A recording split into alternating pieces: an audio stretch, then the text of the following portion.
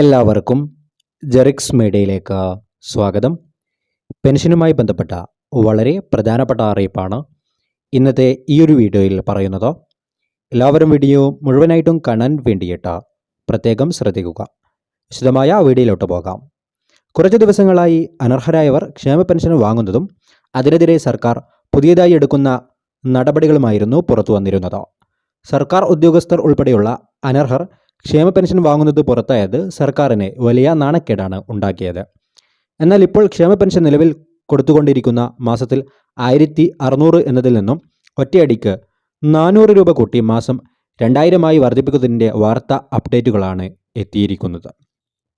വാർദ്ധക്യകാല pension, വിധവാ pension, ഭിന്നശേഷി pension തുടങ്ങിയ വിവിധ സാമൂഹ്യ സുരക്ഷാ പെൻഷനുകളും സർക്കാർ ധനസഹായത്തോടെ വിതരണം ചെയ്യുന്ന വിവിധ ക്ഷേമനിധി ബോർഡ് പെൻഷൻ ലഭിക്കുന്നവർക്കും 2025 വർഷം സന്തോഷകരമായ ഒന്നായിരിക്കും. 55 ലക്ഷത്തോളം വരുന്ന ക്ഷേമ പെൻഷൻ ഗുണഭോക്താക്കൾക്ക് മാസം തോറും ലഭിക്കുന്ന പെൻഷൻ തുക 2000 രൂപയായി ഉയർത്താനുള്ള നടപടികളാണ് ആരംഭിച്ചിരിക്കുന്നത്. തെരഞ്ഞെടുപ്പ് വർഷം മുന്നിൽ നിൽക്കെ ക്ഷേമ പെൻഷൻ തുക ഉയർത്തുന്നത് ഗുണകരമാകുമെന്ന കണക്കുകൂട്ടലിലാണ് LDF. ക്ഷേമ പെൻഷൻ തുക 2500 ഉയർത്തുമെന്നായിരുന്നു 2021 LDF പ്രകടന പത്രികയിൽ പറഞ്ഞിരുന്നത്. എന്നാൽ 2021 പുതുക്കിയ ബജറ്റ് കൂടാതെ 2022-23 വർഷം, 2023-24 വർഷം, 2024-25 സാമ്പത്തിക വർഷത്തിലെ ബജറ്റ് അടക്കം 4 ബജറ്റുകൾ ധനമന്ത്രി KN ബാലഗോപാൽ അവതരിപ്പിച്ചെങ്കിലും അതിലൊന്നിൽ പോലും 100 രൂപയുടെ ക്ഷേമ പെൻഷൻ വർധന പോലും വരുത്തിയില്ല. കഴിഞ്ഞ സർക്കാരിലെ ധനമന്ത്രിയായിരുന്ന തോമസ് ഐസക് പലതവണ പെൻഷൻ തുകയിൽ വർധന വരുത്തി ഒടുവിൽ 1600 ആക്കിയത് തന്നെയാണ് ഇപ്പോഴും പെൻഷൻ ഗുണഭോക്താക്കൾക്ക് ലഭിച്ചിരിക്കുന്നത്.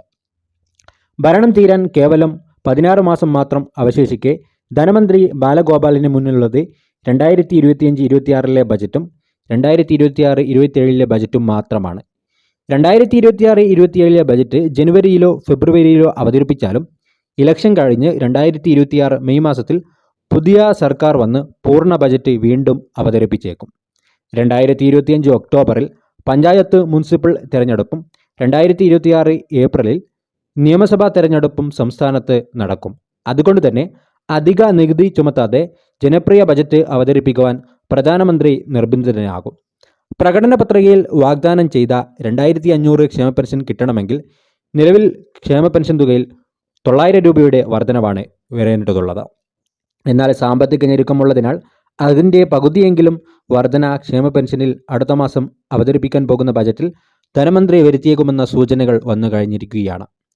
ക്ഷേമ പെൻഷൻ നിലവിൽ 4 ഗഡുക്കൾ ഗുണഭോക്താക്കൾക്ക് കുടിശ്ശികയാണ്. 6400 വീതം ഓരോ ക്ഷേമ പെൻഷനുകാരും നിലവിൽ സർക്കാരിൽ നിന്നും ലഭിക്കാറുണ്ട്. ക്ഷേമ പെൻഷൻ 2000 2025 ഉയർത്തിയാലും കുടിശ്ശിക പഴയ നിരക്കിലാകും നൽകുക. കഴിഞ്ഞ മാർച്ച് മാസം മുതൽ എല്ലാ മാസത്തെയും ക്ഷേമ പെൻഷൻ അതാത് മാസം നൽകുന്നുണ്ടെന്നാണ് ധനമന്ത്രി നേരത്തെ അറിയിച്ചിരിക്കുന്നത്. ഏറ്റവും ഒടുവിൽ നവംബർ 6 സംസ്ഥാനത്തെ ക്ഷേമ പെൻഷൻ വിതരണം നടത്തിയത്. ഡിസംബർ മാസത്തെ പെൻഷനോടൊപ്പം ഒരു മാസത്തെ കുടിശ്ശിക പെൻഷൻ കൂടി ചേർത്ത് ഈ ക്രിസ്മസ് മാസത്തിന് മുമ്പായി 3200 രൂപ ക്ഷേമ പെൻഷനായി വിതരണം ചെയ്യാനുള്ള ശ്രമത്തിലാണ് സംസ്ഥാന സർക്കാർ. ക്ഷേമ പെൻഷൻ വിതരണത്തിനും മറ്റു ഭരണ ചെലവുകൾക്കുമായി 3000 കോടി രൂപ സഹകരണ ബാങ്കുകളുടെ കൺസോർഷ്യത്തിൽ നിന്നും വായ്പ എടുക്കുന്ന നടപടികൾ പുരോഗമിക്കുകയാണ്. ക്രിസ്മസിന് മുമ്പായി പരമാവധി പേരിലേക്ക് ക്ഷേമ പെൻഷൻ എത്തുന്നതിനായി ഡിസംബർ 20 മുമ്പായി തന്നെ ഈ മാസം ക്ഷേമ പെൻഷൻ വിതരണം ആരംഭിക്കുന്നതാണ്. അതിൻ്റെ തീയതി അറിയിപ്പും പുതിയ ക്ഷേമ പെൻഷൻ അപ്ഡേറ്റുകൾ വരുമ്പോൾ നിങ്ങളെ അറിയിക്കുന്നതായി